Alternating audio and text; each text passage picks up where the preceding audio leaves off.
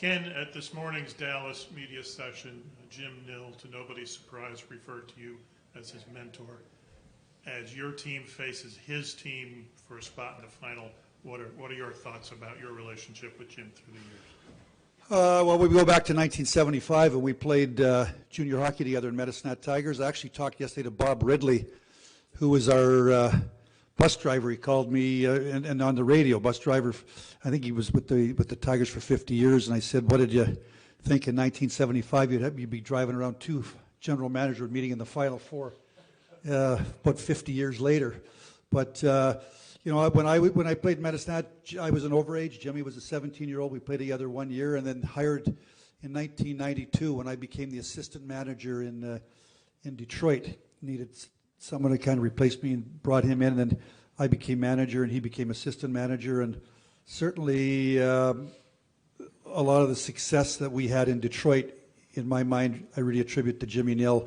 He ran the draft and responsible for the Zetterbergs and Datsyuks, him and his scouting staff. And obviously we go way back, and we're good friends. He's done an amazing job here with Dallas.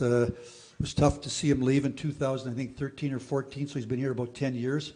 And he's built up a tremendous hockey team. They got great vets, great young kids. They've done a great job in the draft, and good goaltending. So we know we're in for a tremendous series. And I talked to Jimmy yesterday. Probably we won't talk the rest of the series. We'll talk. My brother scouts for Dallas as well. He's an amateur scout for the Dallas Stars, live in Vernon, BC. So looking forward to the next 2 weeks. Should be a great series, and obviously very grateful and thankful for everything that Jimmy Nill did for me and for us when we were together in Detroit. Second row on the right, Nick. Hey, Ken, that was basically my question. So just a couple little angles on that. Just how gratifying is it to see him do it on his own, right? Be a GM in his own right. And then two, Joe McDonnell came too. He had a big role in Detroit. What do you think of the job he's done in Dallas? Well, I'll get to that first. When we won Game 7 the other night in Vancouver, the next morning I woke up to a text from Ryan Martin, who's obviously the assistant general manager for the New York Rangers, just kind of congratulating us both on getting this to the Western Conference Final. And, my assistant manager now obviously is assistant manager with the New York Rangers. So it's kind of strange, I guess, to see three of us in the Final Four. Joe McDonnell, Håkan Andersson, Mark Leach were key people with Jimmy Nill. And when I became manager in 1997, they, from 97 to about 02, 03, and you were, I'm not sure if you were there, but certainly they found, late round Zetterbergs, Datsyuks, Fransons, Filppullas, Hoodlers, Kronwalls, Ericssons. I mean, they really found a lot of the players that led to our success from 2005 to 2015. So, like I said, Joe McDonnell, Jimmy, Mark Leach were scouts on our staff in Detroit. So, they want to win, and we want to win. So it's going to be a great week. But certainly, Jimmy and Mark Leach and Joe McDonnell, my brother Dennis, have done I think an amazing job at the draft table in building the team that they've got.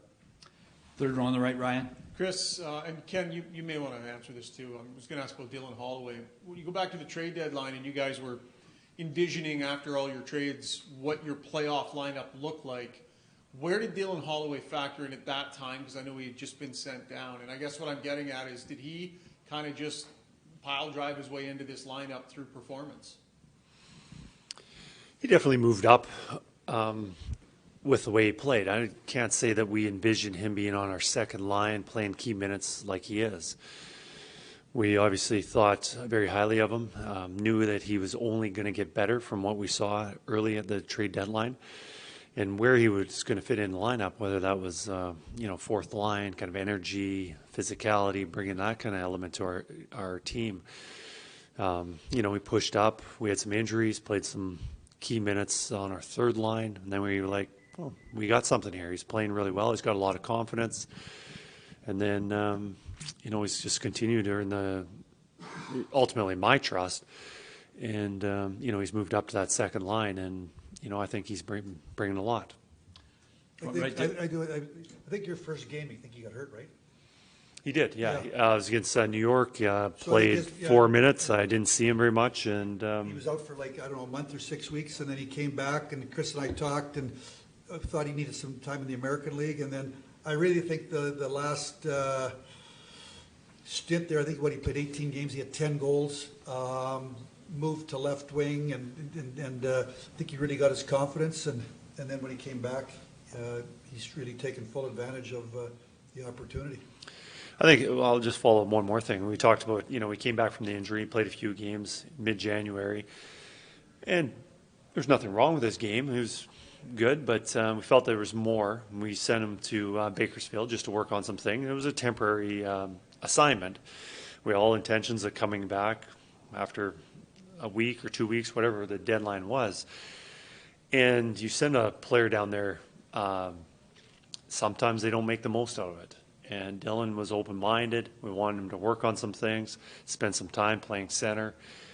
And, going down there, I think they did a really good job with him. He worked really hard, had a good open mind, got some confidence, scored some goals, was used in the penalty kill, power play, regular 5-on-5. And, that time down there was beneficial for him and definitely beneficial for our team. And now it's paying off. Front right, Derek. Kenny, I just want to ask you about the growth of this leadership group here, Connor and Leon. They've been through a lot of disappointment, but from the bubble to getting knocked out in the first round by Winnipeg. How have you seen Connor and Leon and Darnell and that core group really grow to a point where now they're in their prime and they expect to be winning now because of all those experiences? Well, tremendous growth, I would say.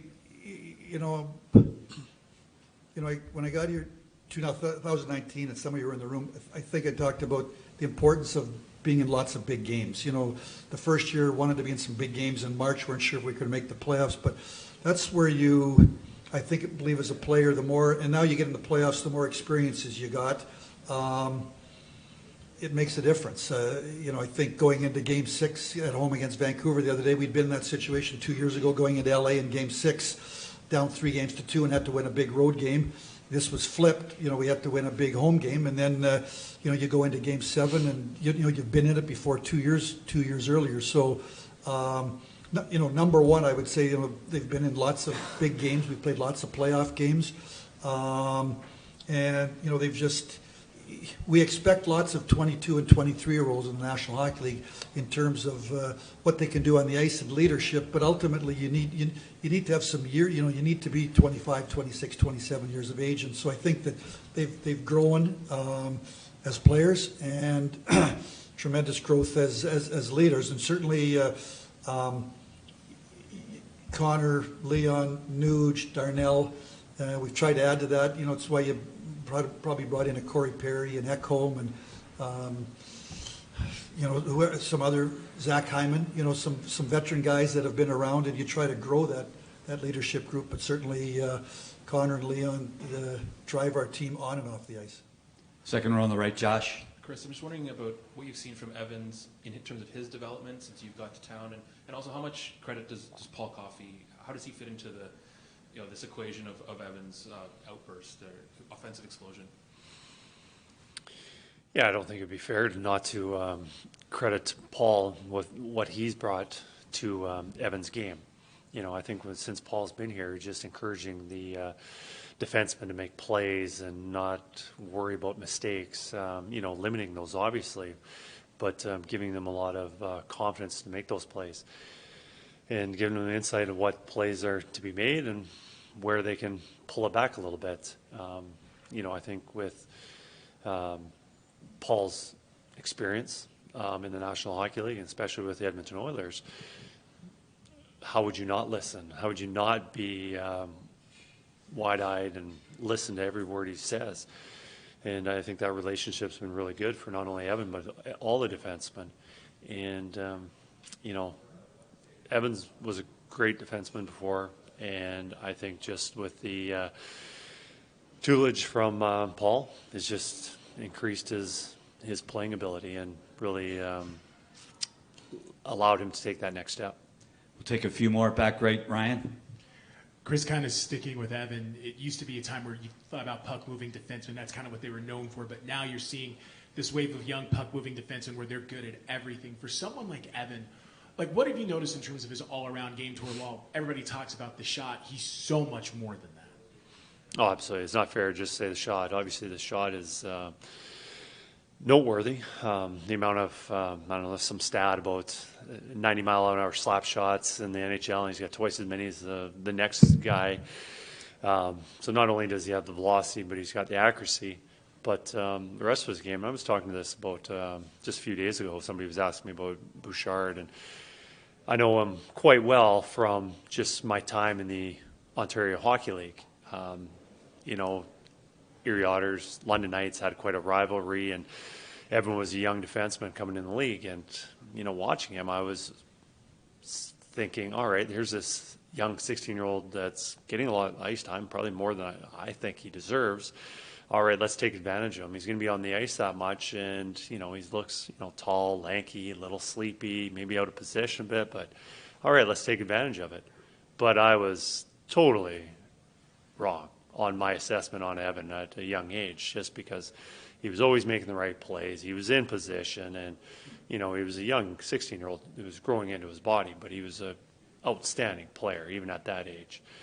And, you know, what I saw from him as a 16-year-old playing at the Ontario Hockey League at that level, you know, I'm kind of seeing here. Just, you know, he's always in the right position. He rarely makes a mistake. You know, forwards love a defenseman who puts a pass on their stick. And I don't know many guys who are better than him at doing that. And then, you know, defensively, I don't think he gets enough credit for how well he defends. Just because it just seems like he's always a step ahead of the play. Second row on the left, Mark. Ken, he was asking you signed here 5 years ago, and I'm not sure you had a team over those years that really was ready to win. You talked about guys needed to be 27, 28, whatever. Your contract's probably up. I'm not asking you what's going on there, but I am saying, is this your best chance to maybe finish something that you started here 5 years ago? I mean, obviously, you know, looking back, the first year, the season got interrupted in COVID, and we had to play that July or August best of 5 against Chicago, which wasn't a great read. I kind of watched. I thought that, you know, the Winnipeg series, the next year we lost in 4, but 3 games went to overtime. They were low scores. I think one game was 0-0, one game was 1-1. We were playing more playoff hockey. And then the third year, obviously, we went to the Stanley Cup Final Four, similar as today, but we met Colorado. You know, certainly we feel good about our team. Feel good about all the experiences that our team has had here over the last 3 years, playing in playoff series against Calgary, against Vancouver, 3 against LA, Colorado, last year against Vegas. So players are a bit older. You know, they're in their prime. We've got some veterans around them, so certainly we feel good about our team. We're excited for this challenge. We'll go to Elliot back on the middle. Ken, not always easy to talk about the person sitting next to you, but last round, Chris had to make some really tough decisions. The goalie changes twice, taking Corey Perry out of the lineup, and he called that timeout at the end of Game 7. Just as a first-year head coach and maybe someone you didn't know that well, what did he teach you about himself last round? Well, I would first off, right off the bat, we're 2-9-1. He came in and you know, saved the season, I guess. Team, you know, came in, team rallied around him, and we were 2-9-1 there in November, and you know, we got to 500 at Christmas time, and you know, we dug ourselves out of a big hole in a short time, and Chris was a big reason. Chris and Paul Coffey and the team really responded. And then, you know, what I didn't know, I'd actually interviewed Chris for the Grand Rapids job, I don't know, how many, was it 5, 6 years ago? He was down there, final 3 or final 4. Ryan Martin, we were looking for a coach, and so that's we spent a couple of hours together, I think, at an airport hangar, wasn't it, in Detroit? Yeah, I think it's 2017, 18. 2017, 18. So kind of, and then I kind of followed his career from that point in time, and then, when things were struggling early, talked to Jeff Jackson. Jeff really knew him well. Obviously, a lot of players that Jeff represented played for Chris in Erie and made the change, and very impressive for a rookie coach. It's a hard league. I thought even during the regular season, a great feel for in-game or who should play, who shouldn't play. And then, like you said, you're in a playoff series and against Vancouver, real tough decision to make in making a goalie move. And it turned out, Pick played great for us and played the 2 games. And then I thought that it gave a chance for a reset for Stu. Certainly, like you said, the timeout. Tough taking Corey Perry out of the lineup, a guy that's going to be a Hall of Famer, and putting in Sam Carrick. Sam Carrick has played great for us in the last 2 games. So, Chris has done a lot of winning. I knew a lot about Chris because Chris's boss in the Hartford Whalers was Ryan Martin, who was my assistant manager for 7-8 years in Detroit. So certainly had a good feel. Ryan told me he's got a great feel, great instincts. They're easy to have those instincts at the American League level when there's not a lot of media. Certainly it's the decisions are more under the spotlight and you're scrutinized at this level, and he's very impressive in the decisions that he's made, and certainly a big factor why we're sitting here today. We'll take 2 more. Bob? Since we're in football country, we'll pay homage to, there's a scouting tip for defensive backs. It's not if they cover, it's how they recover when mistakes happen. So I'm going to ask Chris this question about Ryan McLeod. Ryan's an important player for you. He had a tough sequence against the Canucks.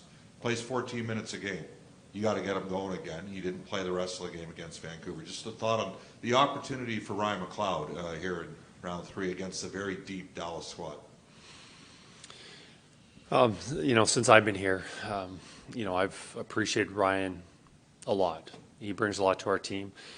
And, there's been a lot of talk about the mistake that he made in Vancouver. But, all our players make a mistake eventually at some point of a game or certainly a series. And if we're going to have success moving forward, Ryan's got to be a big part of that. Ryan's been a little snake bitten offensively through the playoffs. But his contributions on the other side of it, on the defensive side, has been remarkable. Playing against other teams' top lines. And, you look at how well our penalty kill has been performing through the playoffs. He's been a big part of that. And, when a guy's not going or hasn't scored for a while, it gets to you. But we saw him, kind of going through this process earlier in the season, shortly when I got here, hadn't scored yet and ended up getting a goal in Winnipeg. And just getting that puck in that net just gives the guy so much more confidence. And, with Ryan, if able to get a break, get one in, then we're going to see him elevate, and he'll elevate his game and get so much more confidence. But, we would like him contributing a little more offensively. But other than that, the rest of his game's been so good for us. And, he's playing a lot of minutes against other teams' top lines, and a lot of that has to do with his, he is a very smart player. But another attribute that he has is obviously his skating ability. He covers a lot of ice. So, we'll expect big things out of Ryan because he's a big part of our team. Last one, Gene. Chris, for you, what do you make of this moment and opportunity for you, the team, with such great expectations and, one step away from getting into a Stanley Cup final? I'm trying to enjoy it as much as possible. It's been quite a ride, just to be able to get this position with the Edmonton Oilers. Quite an elite organization, a team that's has some superstars, a lot of good players. Being able to work with the coaching staff, the management, everybody that's along for this ride. I'm just trying to enjoy as much as possible, and you never know when you're going to have an opportunity like this again. I think we've got an excellent opportunity if we're playing well and things go our way. Obviously, in the playoffs, you never know what's going to happen. Some breaks, whatever happens. I think through our experience, not only my time here, but the team and previous playoff experiences, kind of ready for everything. So, as a team, just trying to make the most of it.